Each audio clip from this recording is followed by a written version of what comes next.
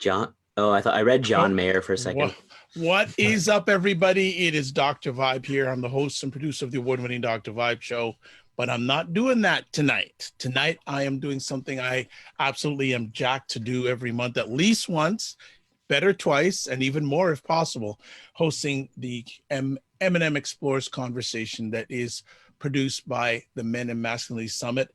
And we've got two firsts right out of the box.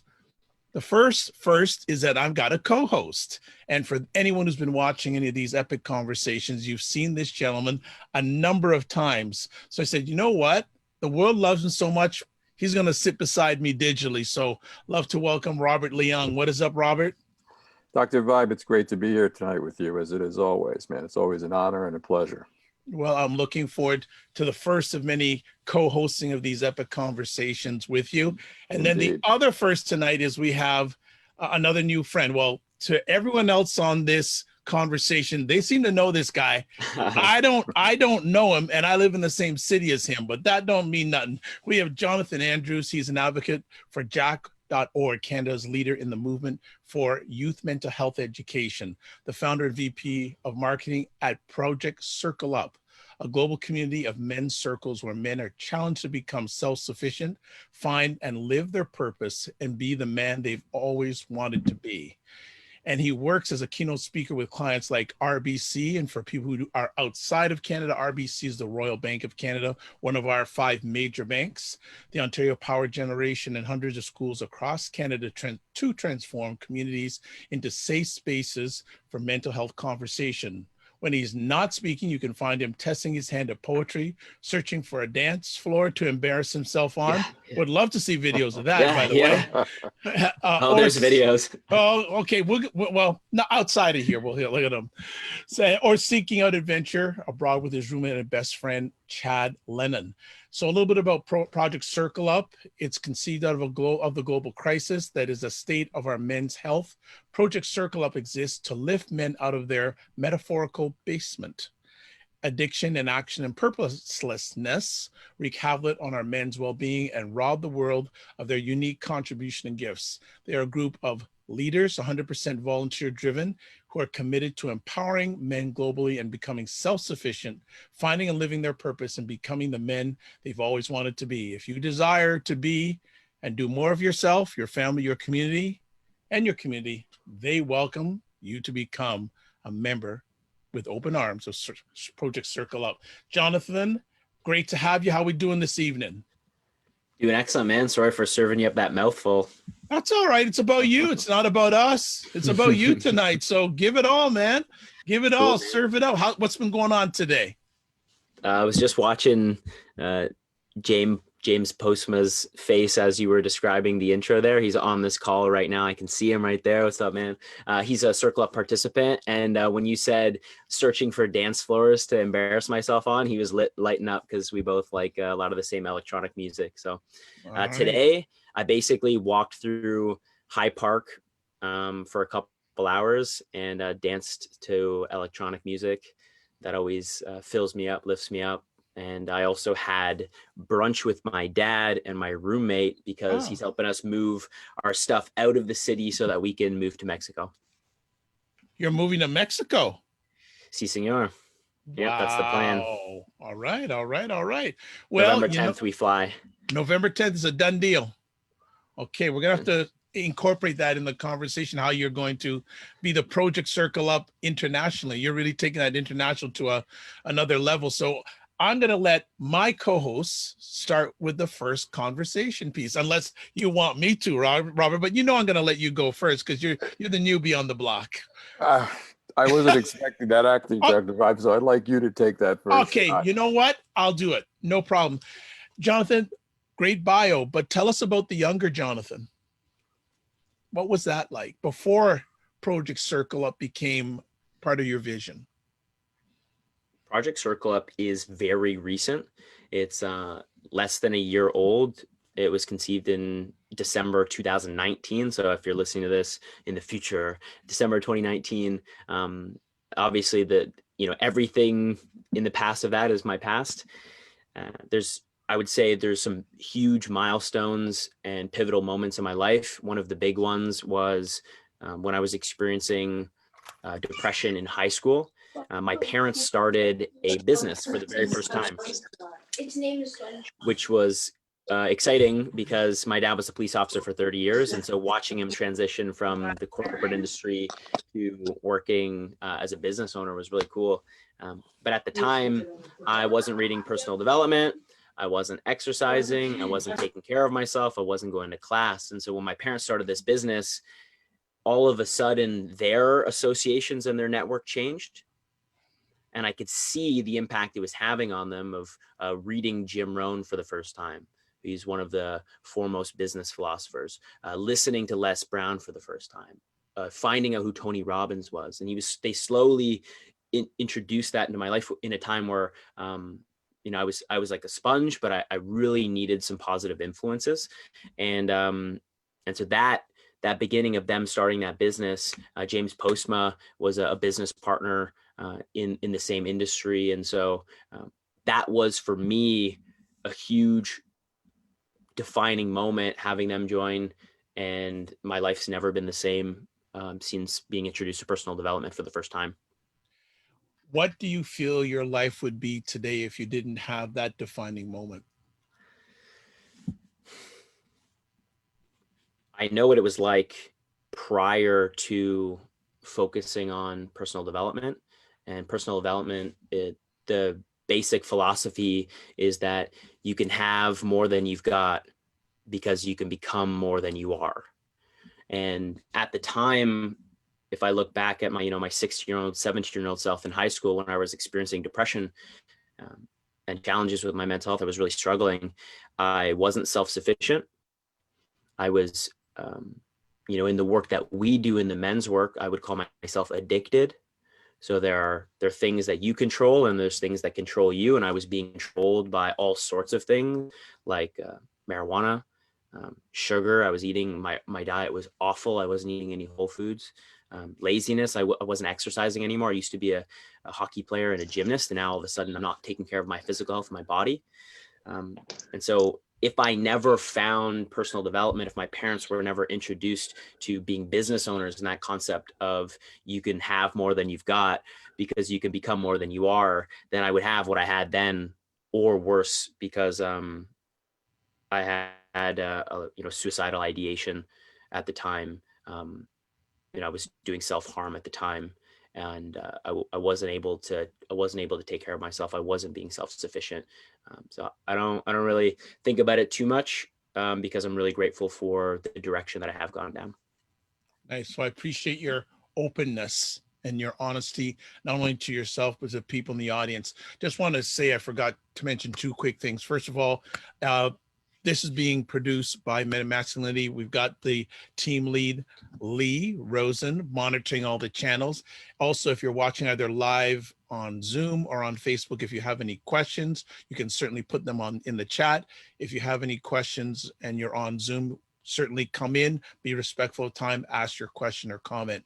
Robert, you want to join now, or do you want me to keep on going? Go ahead. I was just going to ask you, it's a really fascinating journey that you've been on. And I was wondering, did you personally have any mentors that guided you in this process? Definitely. Yeah, definitely, for sure. I would say because a lot of my mentors are actually, they're dead, they're deceased, like Jim Rohn, Socrates, Aristotle, Christopher Hitchens, men like that I look up to and admire, and found their work through books and podcasts. Like Alan Watts is a huge mentor. There's that piece of it. So people that I found through books where, if you really want Tony Robbins to be your mentor, he can be. In person, my dad is the number one role model, the number one example of the man I've always wanted to be. And at that time in my life, I was so blind to it when I was really struggling, and I couldn't see all the effort he was putting in and all the effort my family was putting in to take care of me. Because when you're not self-sufficient and you're struggling, and we call it the metaphorical basement, which is kind of jokes because I've been living in a basement for the last couple of years. You don't see those things when you're underwater. You don't see the people trying to reach out their hand to pull you back up. But in retrospect, my dad was by far the best example of anyone that I could ask for. And where did the men's weekend fit into that equation? Yeah, for those that are listening in that don't know what the men's weekend is, in 2017, I was at a seminar with my dad and my friend Ryan, and it was called the Reborn Experience. And it was essentially a Tony Robbins-esque style weekend, and it was run by my friend Armin Shaffi. And when I was there, I was trying to become a better speaker, a better communicator, a better leader in my life. I had a man who I had met before. His name's Paul Sobel. He's actually a family friend and a friend of my dad's. And he was there at the event at the same time. And he sat down beside me, and it's been years since we connected at this point. And he says, he said this word for word. He said, "Hey man, how old are you?" And I said, "I'm 22. And he's like, "Oh, cool. When's your birthday?" And I said, "In February, in like a few months." It was November at the time. He's like, "Okay, cool. I'm going to call you on your birthday." And I was like, all right, man. I had no idea why he made the big deal out of that. But months later on my birthday, I got a call from Paul Sobel, and he says, "Hey man, there's this men's group where they teach you leadership and communication skills. I think you'd love it." And he invited me to a course that a friend of the community, Steve Richmond, was running called the Men's Weekend course. That was my first exposure to the men's work, the men's circle, what it could be for my life. And that first night at that guest night, I said, fuck it, I'm going to do my men's weekend May 2018, which is when I did my weekend.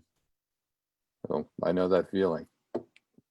Yeah, I just couldn't believe that like there was a man in my life who said he was going to do something, and then it was out of my consciousness. I wasn't thinking about it, and then I got a call on my birthday, and he invited me. So that level of honor and trust. I took note of that, and so when I went there, Sobel obviously cared about me, and he wanted what was best for me. So I said, yeah, I'm going to do it.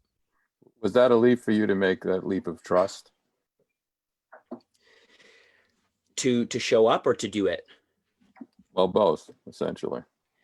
To show up, no, because it was pretty congruent with how I was trying to live my life at that point, which was I'm going to seek out good information. I'm going to seek out ways to improve myself. And Paul Sobel was obviously a family friend. And so, I took his word, and that was no issue. He said he was going to pick me up. So it couldn't have been any easier than that. He literally drove, picked me up, and brought me over. For saying yes to the weekend, I'm a kind of a stingy, cheap, little frugal kind of a guy. So when they told me that, you had to make an investment, obviously all the personal development I've done does cost money. I know it's going to pay back long term, but that was where the friction was for me. But when I saw the way that the men showed up in that course night, and I've done a lot of personal development, and when I was there, they had me with who they were being as men. That's great. Yeah, I know the experience. I just want to jump in here in regards to when you went to your weekend. How many participants were of your age group? Good question. My roommate and I are basically, we're born same year. So there was us two, and then there was a few others that were in their mid-20s, maybe, because you have to be 23. And sorry, that's why that was relevant to the story. You need to be 23 to do your men's weekend. And there must have been 10 or less men that were in their mid-20s. Was that out comfortable? of 100. Was that a comfortable experience, or did you say, wow, I'm with these like older guys? How did that make you feel? How did you experience it? Or was because the trust was sort of there, you were good? Yeah, I feel like I'm a pretty open-minded guy. My dad's like the oldest dude I know. He's 78, and so so I'm always hanging out with his older friends, and so that wasn't an issue. I think where I kind of felt like there was a little bit of friction inside me was like, is it going to be relevant? Because I'm at a point in my life where I'm not really interested in a committed relationship, and a lot of these men were married and they had kids, and I was like, how is this going to be relevant? And it turns out you don't remember everything from an entire weekend seminar anyway. So I took and picked the couple things that I wanted to take back in my life. And the benefit having a men's team coming out of this is that they can help fill in the gaps for all of the things that I forgot. And, we say, we forget shit and we make shit up. So I want to make sure that I got people in my life who remember. Cool. Robert, you have anything? I can continue on. I just want to make sure you're good. Well, I was going to jump into just another space, but how do you feel about the state of men today? Well, yeah, it's a challenging question, because I feel sometimes like one of the reasons why I want to travel to Mexico and then Costa Rica through South America, go to Europe, is I want to see what the rest of the world looks like. I know that I'm on social channels like Facebook, Instagram, and the algorithm serves up me things that they want me to see and that they think is going to interest me. So I feel like I have sometimes a distorted view of what the broader world looks like. I know what myself looks like.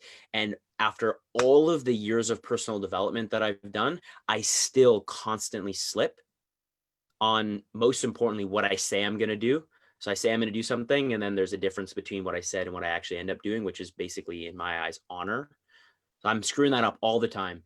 And if after all these years of personal development, I'm still daily screwing this up, then I think it's obviously a challenging environment that we live in. So the state of men and masculinity is like, I think I'm reasonably self-sufficient, and I have reasonable levels of integrity and really reasonable amount of alignment with who I want to be.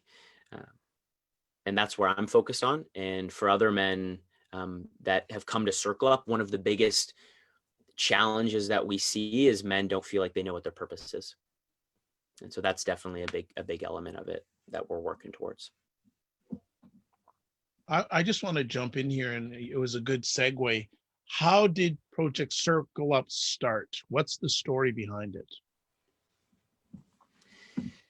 Yeah, one of the things that I'm taking on in my life is that everything happens for a reason, and it's all perfect, right? Everything that's ever happened to me my entire life led to this moment right now. And so everything that happened in my life led to December 2019, which was, for those that are listening, there's a company called Landmark, and they teach personal development. They do seminars, and I was doing their curriculum for living. So I did their forum, their advanced forum, and Circle Up was my self-expression and leadership project, which is the third of three in their curriculum for living. And so it was like a 4-month program. The purpose was to create a project in communities that you're part of that can make a difference and make a positive impact. And so I remember being there on the very first Saturday, and we went through the whole day, and it wasn't really that big of a deal for that. The first day was a lot of information. It's like, okay, we're going to go on a 4-month journey together. But like almost squeezed into the last hour was we needed to create a project plan on what we were going to do. And, surprisingly, I didn't really give it a lot of thought, but I had done my men's weekend, and I had worked with youth mental health for the last 3 years. And so I was like, what's going on with men's mental health? How can I connect these? There's a lot of men in my life that I would love if they did a men's weekend, because I know the difference it's made for me in my life. And so how can I make that work? In that last hour when I was writing this plan, I have never felt like I needed to vomit more in my entire life, because it was just all of this tension and like, fear and anxiety of like, holy shit, am I actually committing to doing this thing? And, I remember having a call with my mom that night afterwards, and she was like, it's all going to be good. Like, don't worry, man. And so that was the beginning. And that was the beginning of 4 months leading up to our launch, which had 40 men on the lakeshore at Humber Bay Park in Toronto. I remember that night, the waves were crashing hard. James Postma was there. My dad was there. It was really hard to hear each other, but that was the beginning. And it was a self-expression and leadership program with Landmark, and the accumulation of all the work I did with youth mental health. And then now with, this men's community, there was a real opportunity for us to make a difference here. Give us some memories of that first meeting. It sounds like you can remember like it's yesterday. Yeah, tons. Tons. I think there was two really standout moments for me. The first one was when my best friend and roommate, Ian Gabriel, we gave him a spot on the agenda to do a game. And when he initiated the game, I kind of like left the circle briefly because I don't have like a team of marketers who are taking pictures and videos or anything like that. It's all grassroots. We're just bootstrapping the whole thing. So I stand up on this bench and I got a video and a picture of my best friend in the whole world leading this group of men and like really showing up strong, and being a positive role model. And like that really solidified for me that this man's always got my back. This is a man that I can count on. This is a man who I want in my life to show up as a leader. And I know he has that capacity. So that was a big moment. Ian, if you ever watch this, man, love you, dude. And then the other big standout moment was we had a representative from jack.org, which for those that are listening, they're a youth mental health charity that does youth education. They go all across Canada. I've spoken for them at dozens and dozens of schools for mental health education, and they brought a representative to share what mental health is to him, and he's now a good friend. His name's Ryan Martin, and this guy totally blew me away. Totally, I had never heard of someone talk about masculinity and men's mental health so eloquently. And he just went up there and he owned his bipolar disorder, and he owned that he is someone that experiences anxiety and he experiences depression and he experiences the symptoms of bipolar, but he does not identify with someone that has bipolar. And I think that was the first time I had ever heard someone really separate themselves as, I'm experiencing symptoms of this, but I know the tools that I can use to take care of myself. And he is one of the men that has optimal mental health. He has the diagnosis and thriving. And he's really a person that created a lot of hope for that group. And a lot of reason for us to get in community and talk about what's going on in our lives and talk about our mental health. Shout out to Ryan. Yeah. Yeah. Thanks for sharing that, Robert. Yeah, I was just going to ask you about that. Why did you pick mental health as a specific? I noticed that's one of a big part of what the work that you do is focused around mental health. And why was that such a personal draw for you? The first time I ever started telling stories in front of people was in 2016. I joined Toastmasters. For any of you that are Toastmasters members, it's a way for you to improve your communication skills. And I just got a sales job, and so I was like, how can I be more valuable basically to my office? And so I show up at Toastmasters, and you get an opportunity to tell stories. And when I was thinking about my life experience, which was very limited, frankly, at the time, which is why I want to go again, travel the world and see what the world is like. The only real story that stood out to me, actually, the very first speech you give is called the icebreaker.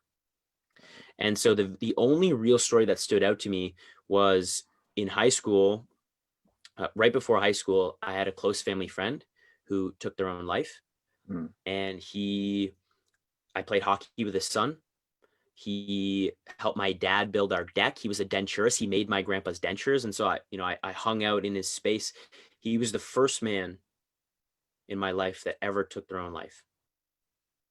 And I don't know what it was about that, because it seemed like all my friends and family, I don't know what they were going through because I only know what my experience is, but it seemed like they all grieved and moved on.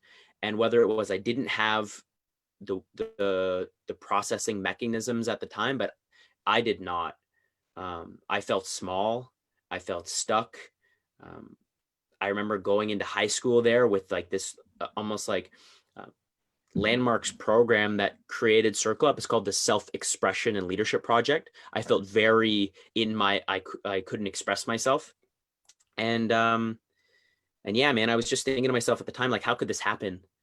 And it felt like the sun stopped shining for me. And I mentioned, experiencing depression and anxiety, and I was diagnosed with clinical depression in 2011. And so, that is part of my journey. And so when I started telling stories and I did this icebreaker speech, I had a woman come up to me and she said, I have a young person that would really benefit from hearing that story. And that's when I started just telling the same story. And that led me to another opportunity in another group of young people. And eventually I found jack.org. And I learned about how to take care of my mental health, what is mental health, how to be there for other people. And naturally that it finds its way into the men's work too. Dr. Robert? Vibe? Okay, Well, I was no just going to problem. say, just to play off on that, so do you see the work that you do is almost therapeutic for you as well? It's an excellent question. Yes. Yes. And I have thought about that recently because I know when we go to a school and we give a presentation, it's great for the community.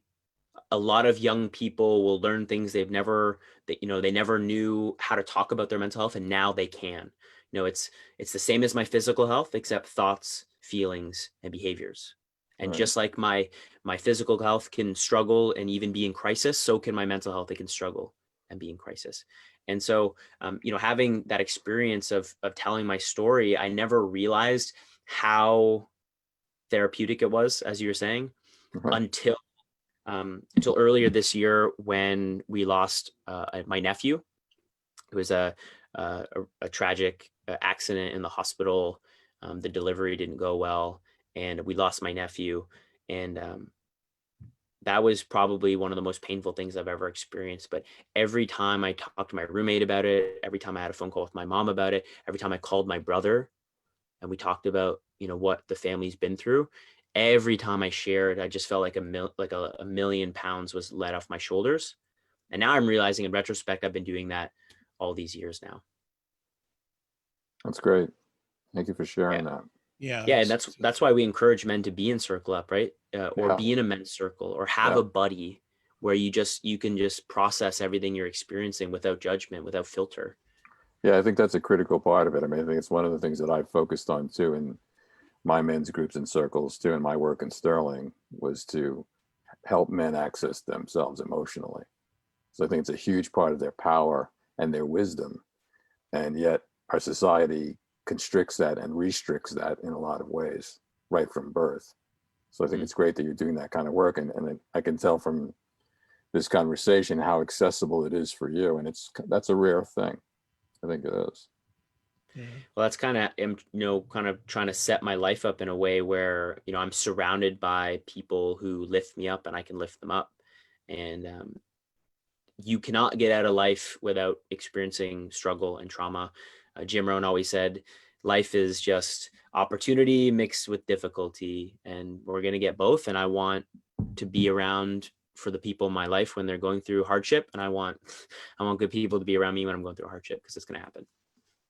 Amen to that.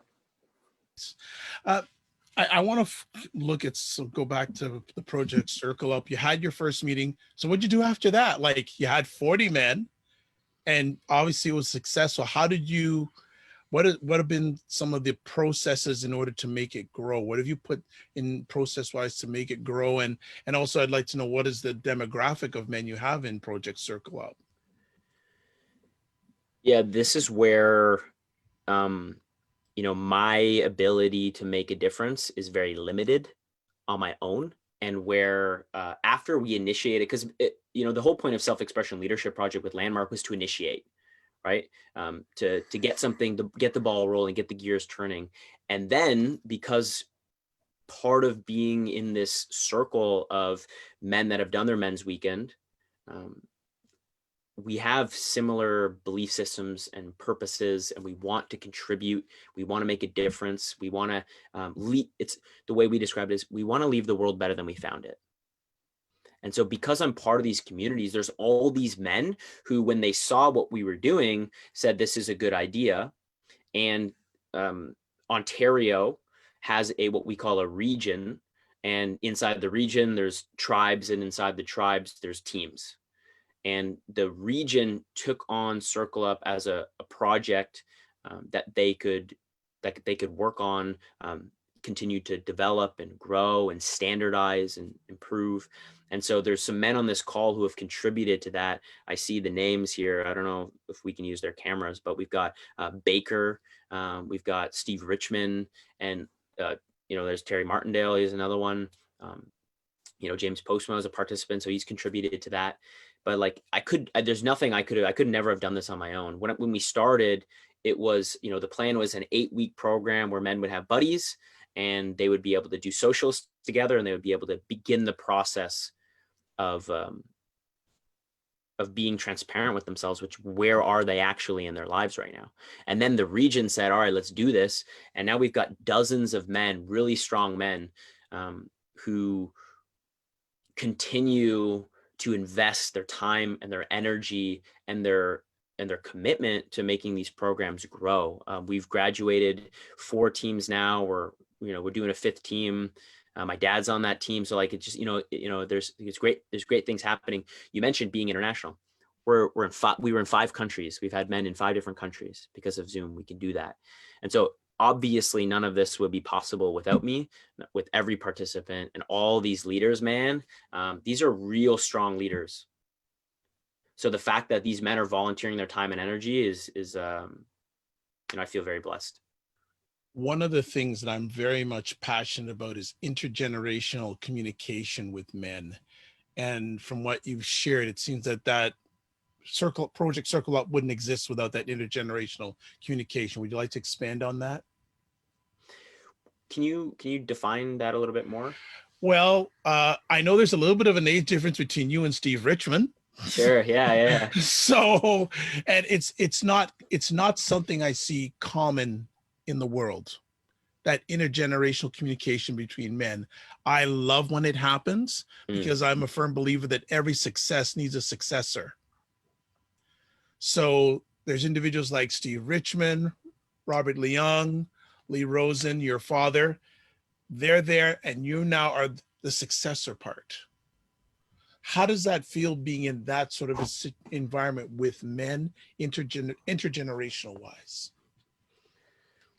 Well, I always try to remind myself that I don't know anything. I don't know shit. So having men who have had legitimate life experiences, that is super useful for me. And just to give you an example, we always joke, Steve Richmond did his men's weekend in 1994, the year before I was born. So yeah, there's definitely some intergenerational relationships being built here. Steve Richmond was my buddy, where we would call each other every single week when I remembered to call you, right, Steve?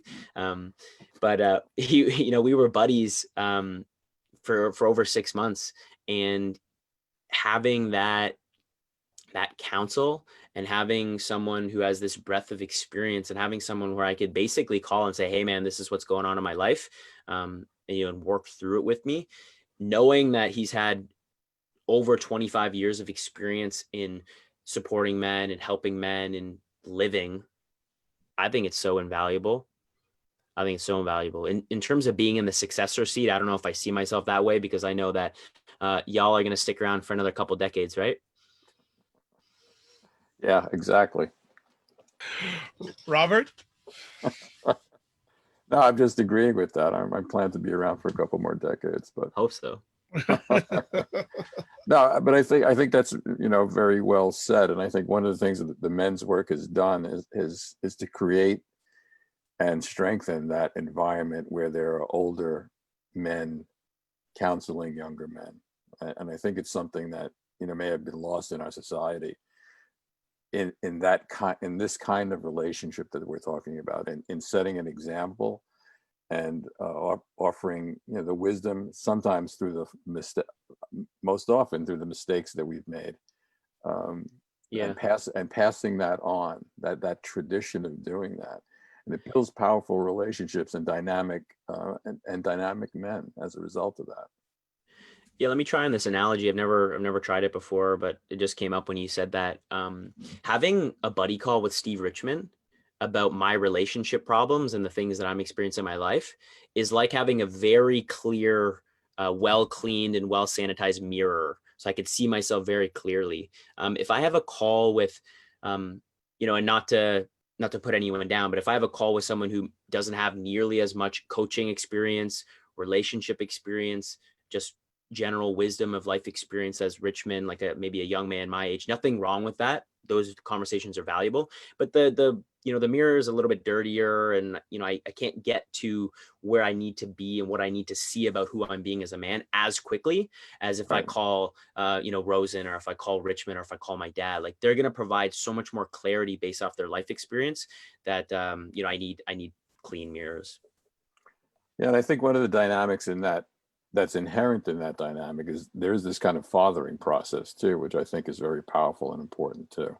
Because I think frankly there is not any age for a man that having some kind of fathering doesn't have value. And it's not age oriented necessarily either, because there's wisdom that comes from both ends of the spectrum. So I think it's a really important part of this, just being in that conversation with other men and having those kind of men in your life is essential. Yeah, I like that you mentioned fathers and that dad and that fatherly figure, because I like to just call my dad instead of my dad, because I think he's a great father figure for a lot of men. And when I hear his younger friends talk about him, his younger friends literally call him dad. And so I don't know where that came from, but I agree wholeheartedly that it helps to have those father figures. Excellent. Mr. Richmond, do you want to say something? I see you've taken yourself off of mute. Still can't hear you. Can't hear you, dude.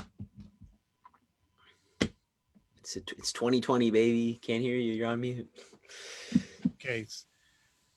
Okay. Still can't. Well, I know when he comes on, we'll surely hear him. I wanted to also get what's the demographic makeup of the group? Has it, from where it started to where it is now, has it changed at all? Yeah, it definitely has changed. And I like to think that we're welcoming men with open arms. One of the things that I learned after my men's weekend is something called the code of honor. And there's 15 elements of the code of honor, and one is embrace all men. And that's something that we try to do at Circle Club, is embrace all men. When we started, it was a lot of young men, because they're my buddies, they're my bros. So there was a lot of men in their even young, low 20s to mid 20s. And then there was a few more experienced men that had done their men's weekend, like Steve Anderson, my dad, John Pereira, a couple of those men who had a lot of life experience. And now, from an age perspective, it's still pretty young. I would say mid to late 20s is where we're seeing consistently most of the men. We would love for men of all ages to participate. And one of the things that ended up happening was Steve Anderson, who we're so lucky to have him participating in our program. So Steve, if you hear this, I really appreciate it, man. He was the Olympic gold medal coach for beach volleyball, the Australian team. And so having his leadership skills with us is dope. But one of the projects he wanted to take on was having a team for African-American men. And so they started a special team in Buffalo, I believe. And because of Zoom, anybody could participate. But the three leaders were all Black men, and then the participants were Black men as well. So, we're open-minded to trying new things. They had a ton of success, and they loved their experience, and we've only heard positive feedback from that. So yeah, we're open to exploring different ways of doing this. Great. Steve, you want to give it another try? Sure. Okay, there we go. I don't know what's going on with that headset. I was just going to comment on the fact, Andrews was talking about how having that mirror up, but it's so rewarding for me to be able to help young men like him not go through the same pain and fuck ups that I did, and many men like me. And it's rewarding to see how these men go on and start living their lives. And, with Mr. Andrews, it was kind of obvious from the first course night he attended that there was something there. And it just, fate happened to have him end up on the same team as me. And I love the work he's doing, and you know, it's an honor to be supporting. I see there's a couple of men on this call that were on one of the teams I co-led, and to watch these men start changing their lives is rewarding as hell. And that's what I love about the whole Circle Up. And you know, it couldn't have happened kind of at a better time, because right now there is no men's weekend. So this is a way to get men involved in doing the work. So, which is why I'm here.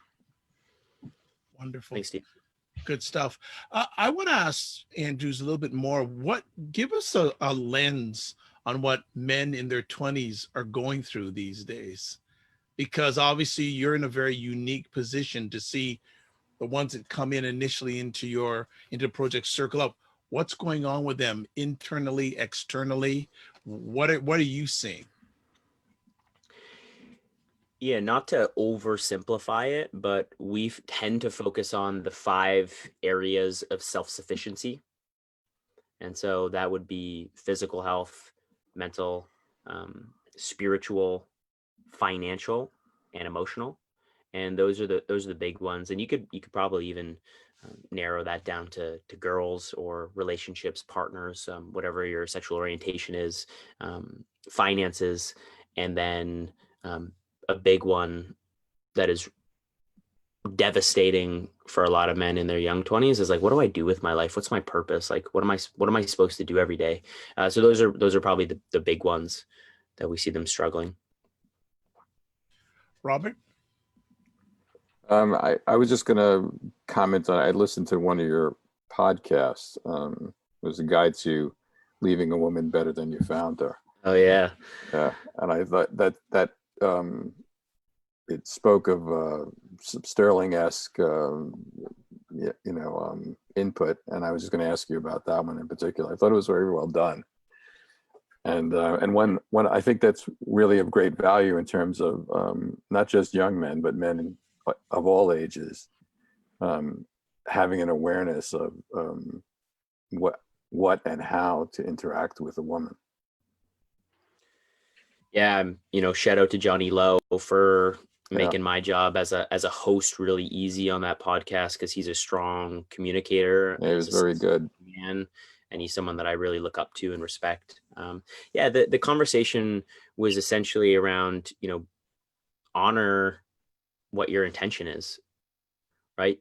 And that requires self-awareness, and for you to ask yourself, what do I want out of relationships at this point in my life? And that can change.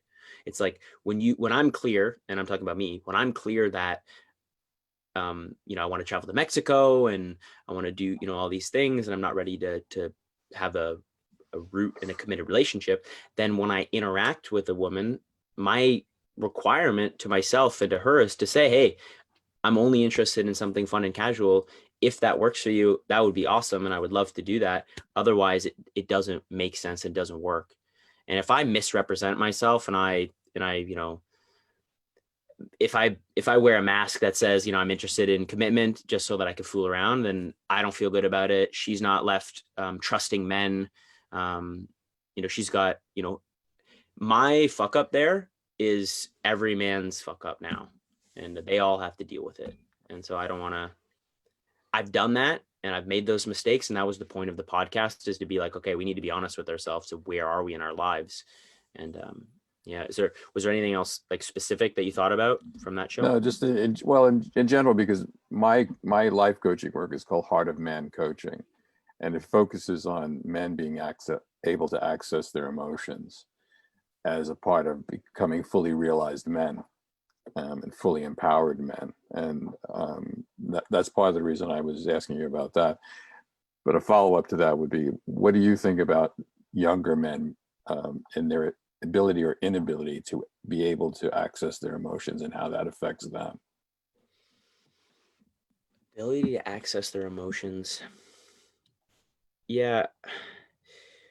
Well, I don't know if I'm an expert when it comes to emotions. It's something that, Robert, I'd love to connect with you about, learn a little bit more about your work.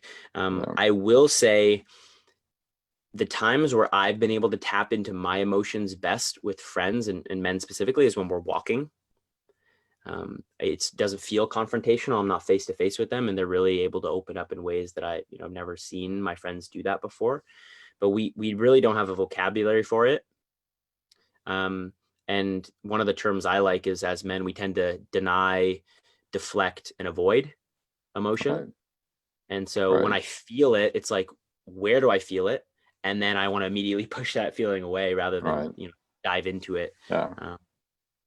I would say that, we have a lot of work to do. Yeah, I think that that's true. And that's been really a centerpiece for the work that I've been doing for 3 decades within Sterling, first of all, which was a challenging place to be doing that. But in my life coaching practice and in every one of my male to male relationships, to bring that forth, because there's so much wisdom and understanding and so much power there. And it's destructive when it's not channeled correctly. So I think that that's really an essential piece. And it's interesting because I looked at my generation of men and the struggles that we had with that. And I see that seems to be continuing even with younger generations of men not having either the freedom, feeling they have the freedom to be more emotionally expressive, or to even examine that thing. That, I mean, not examining your emotions has become one of the hallmarks of masculinity. Sure. Not showing and demonstrating and it's still true, which is ironic, that we don't have more freedom to do that. And one of my crusades has been to give men that freedom to be able to do that and explore it without any shame and to me, that's really an expression of power. To not worry about what other people think about you because you have emotions and feelings. Yeah, I try to remind myself not to be too hard on myself, because like the way that life's kind of set up right now for me anyway is like it's very easy to be distracted. Yeah. I can go on my phone and I could play infinite video games. I could watch infinite amount of YouTube videos. I could scroll on Instagram for hours. And so like, there's so much noise. Yeah.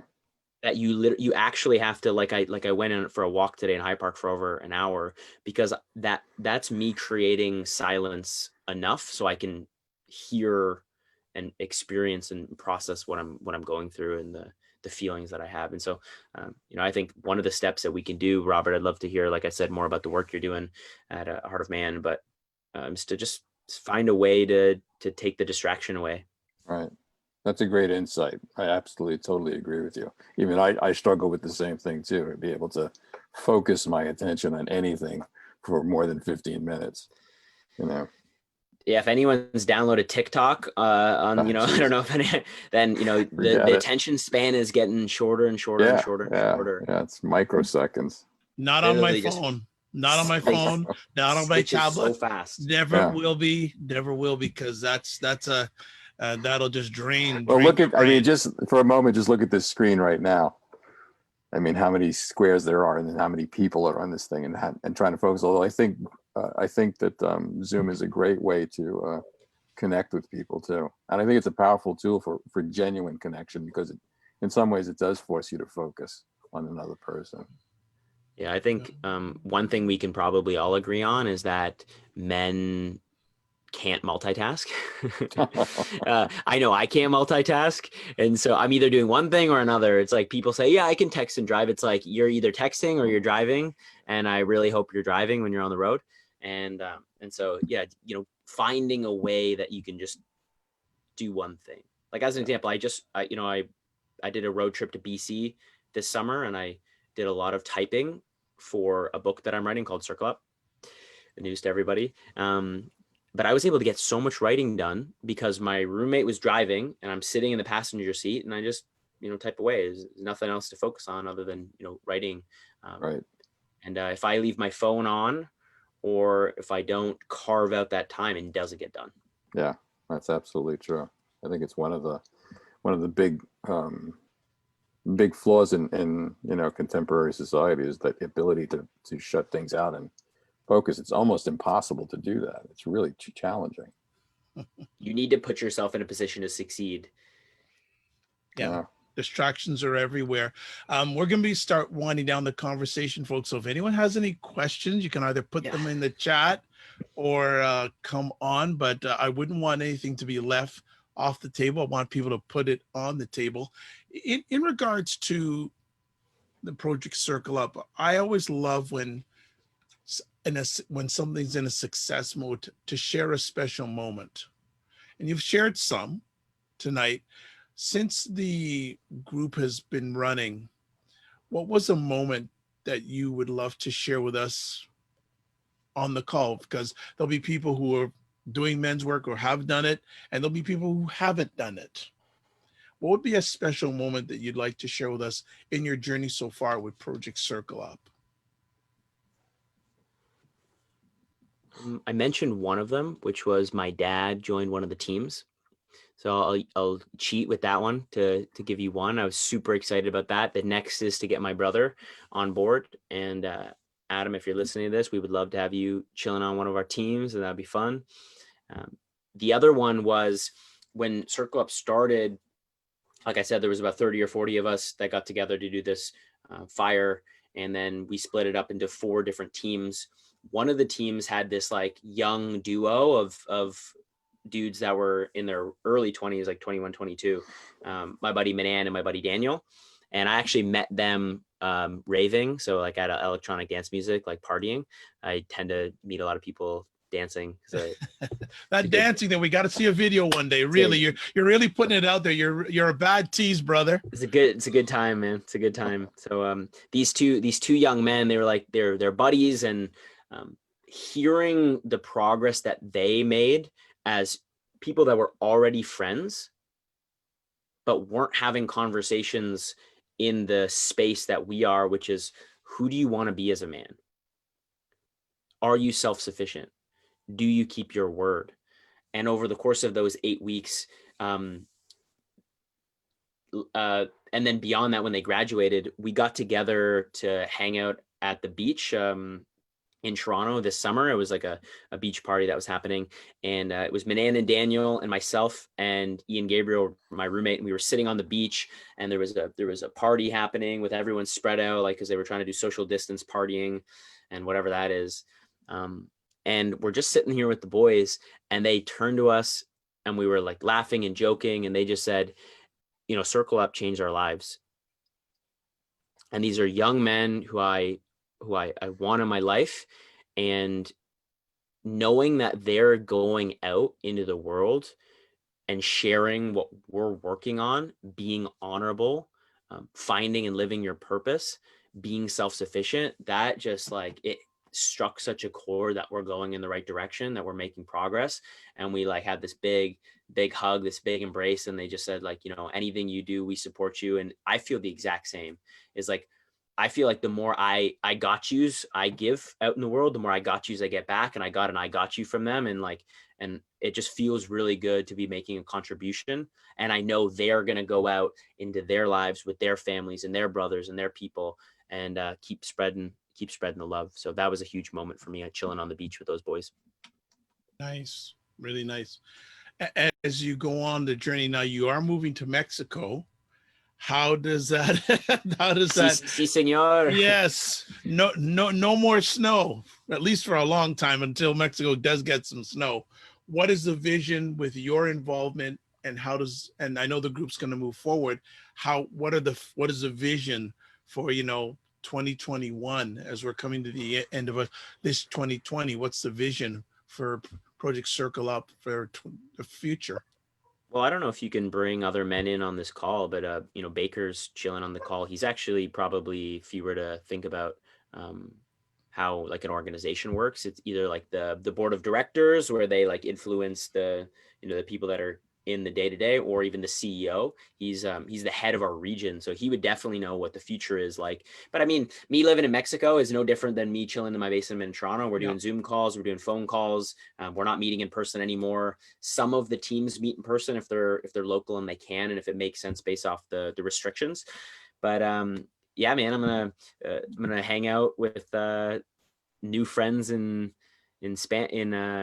in Mexico and learn Spanish, and I've already practiced a couple pickup lines. So I think I'm just looking forward to, living my life and having fun and building, Circle Up as a passion project with all of these men who are doing the exact same thing, just building it because they know it's the right thing to do. And they know it makes a difference. And they know they can make a contribution, which is why they're part of it. So I don't know if Baker can tune in, but other than that, it's like, keep growing teams.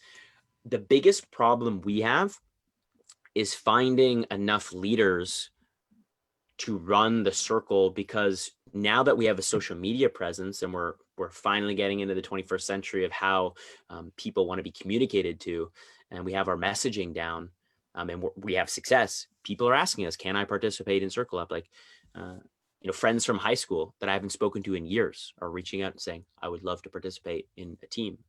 Can I? And I'm like, well, eventually when we have enough leaders to run these programs. So Steve Richmond, who's on this call, a lot of men who would be good leaders for our programs. If you could hook us up with some referrals, man, that'd be great.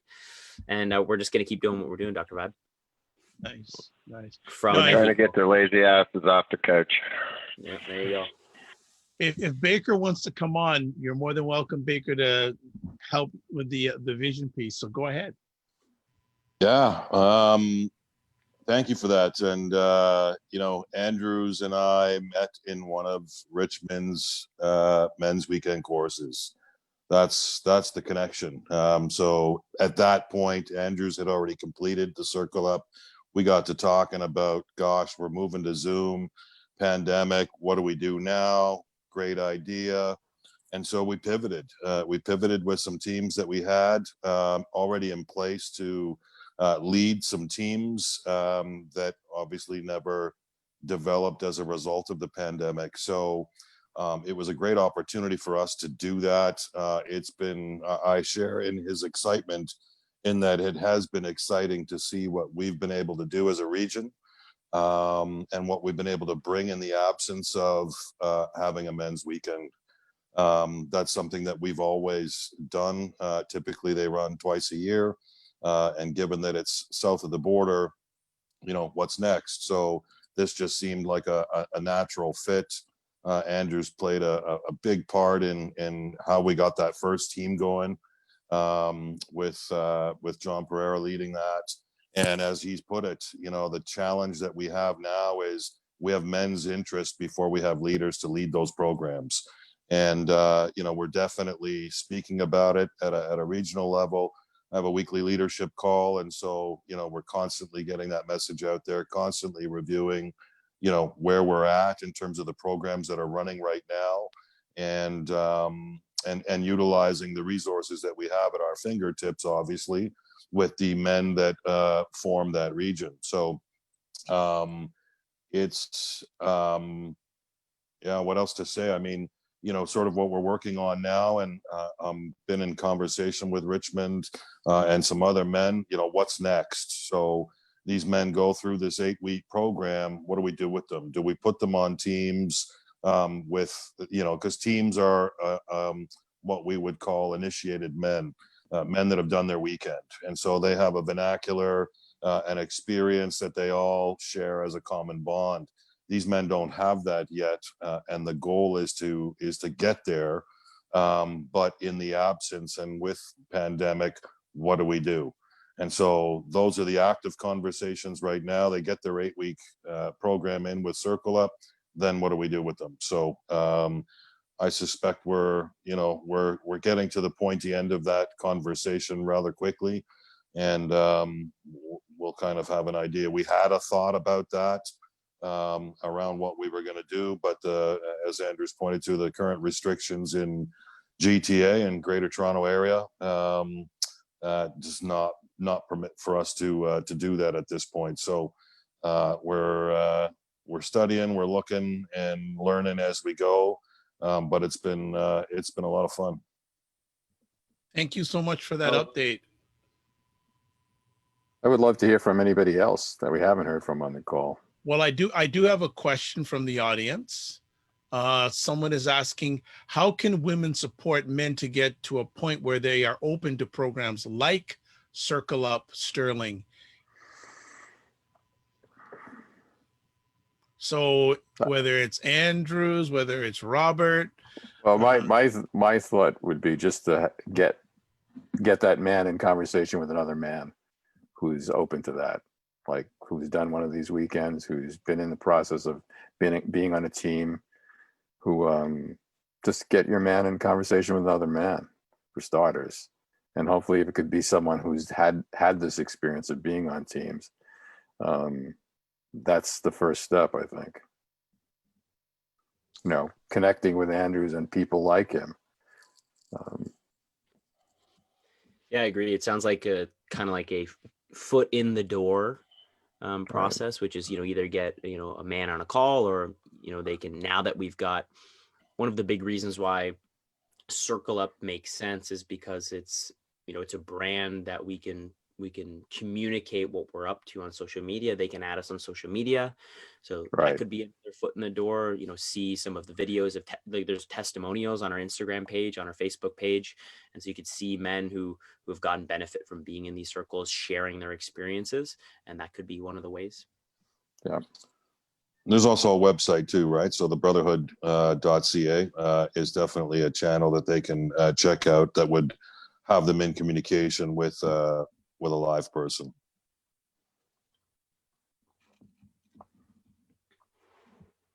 You're muted, Dr. Vibe. Full answer to that question. That's fantastic.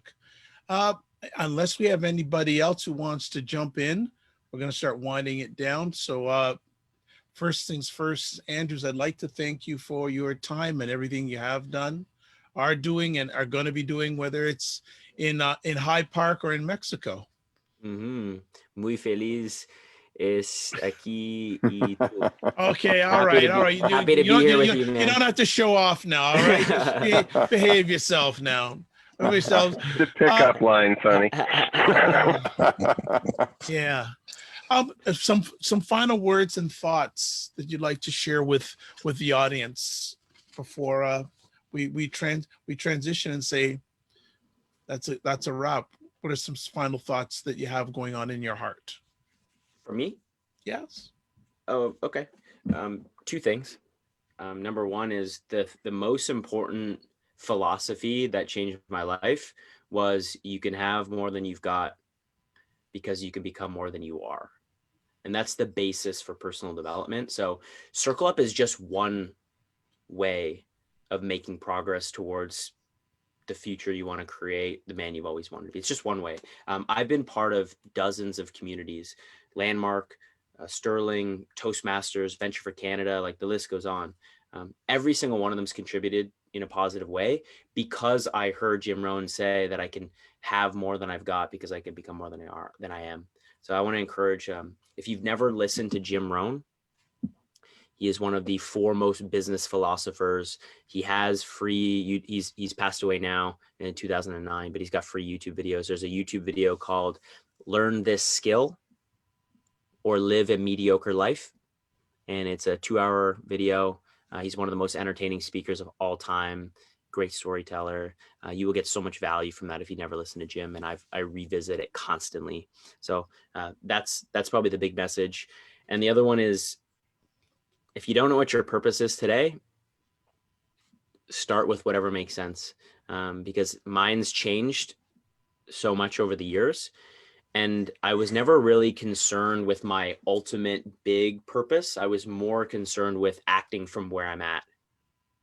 So meeting myself where I'm at before I take myself where I want to go means my purpose right now is mental health, and it's men's mental health, and it's Circle Up, and I'm going to take action from there, knowing that who knows what's going to happen. Like there's no way to tell. And so if you're wondering what's my purpose, because that's probably one of the biggest questions that I get, it's just like, start with whatever makes sense right now and start taking action on that. And the reason is because maybe one day you do find out what your ultimate purpose is, but you better have the damn skills to be able to show up and make it happen. And if you don't start now, then you won't have the skills you need when you find it.